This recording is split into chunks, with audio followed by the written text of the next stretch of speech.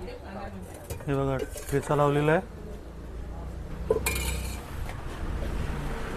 चटणी, कांदा आणि वडा. दाखव इथे. हे बघा असा. नमस्कार मित्रांनो, माझं नाव प्रसाद मुंडगेकर. मित्रांनो, धाबा माफिया यूट्यूब चॅनलमध्ये तुमचं सर्वांचं स्वागत. आज आपण एका हिडन जिमवर जातोय वडापाव खायला, आणि तो आहे 12वे गावामध्ये. तर आपण ह्या चौकात उभे आहोत आणि हा खडबडीत जो रोड आहे तिथून आपल्याला गावात आतमध्ये जायचं आहे आणि तिकडे आपल्याला वडापाव टेस्ट करायचा आहे. इथे असा बैठक धाबा आहे, तिकडनं आपल्याला लेफ्ट करायचं आहे.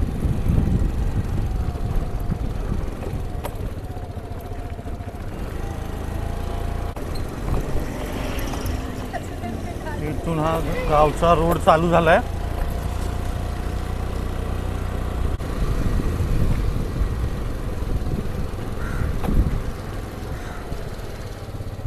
आणि समोर दिसतोय तुम्हाला आजीचा वडापाव. आपण गौरीपाड्याला आलेलो आहोत आजीचा वडापाव टेस्ट करायला, आणि तो कसा बनतो तो आपण बघू.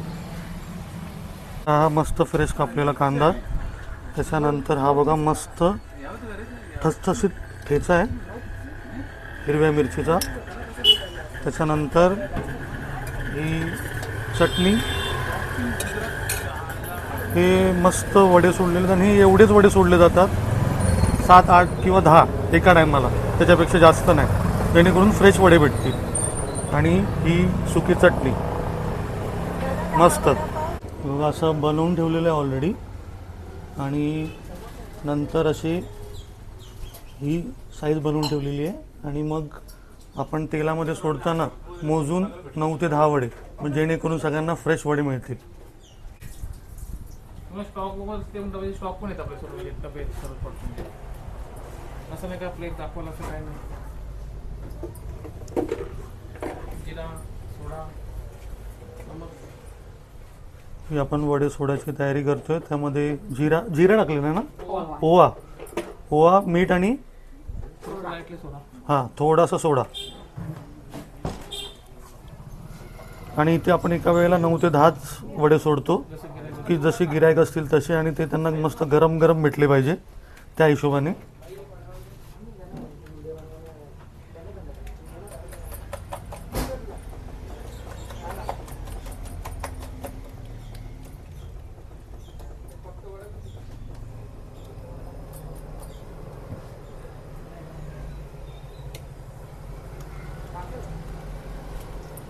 हे बघा असे वडे सोडले जातात आहेत.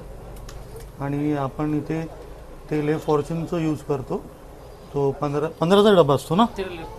हां 13 किलोचा 15 लिटरचा आहे. आणि असे 9 ते 10 वडे एका वेळेला. हे बघा वडे आता झालेले आहेत,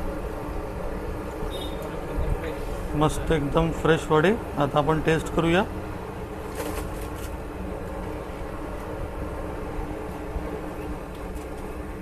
आजीचा नातू आहे आणि तो आता आपल्याला हे बघा प्लेट बनवतोय. कांदा, हिरवी चटणी आणि बाजूला ठेचा. हे बघा असा बनलेला आहे मस्तपैकी, एक पाव. आता आपण टेस्ट करू. हे बघा ठेचा लावलेला आहे,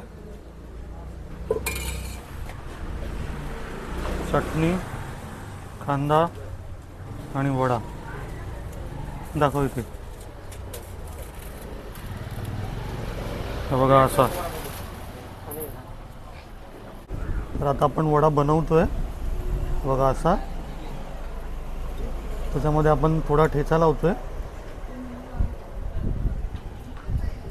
त्याच्यानंतर ओली चटणी दोन्ही बाजूला,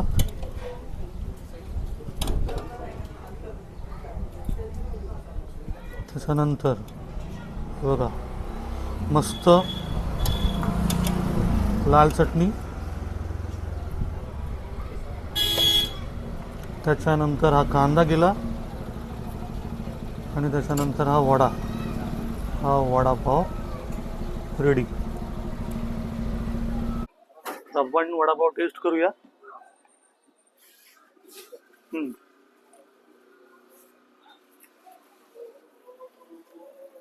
मेन ठेचा आहे.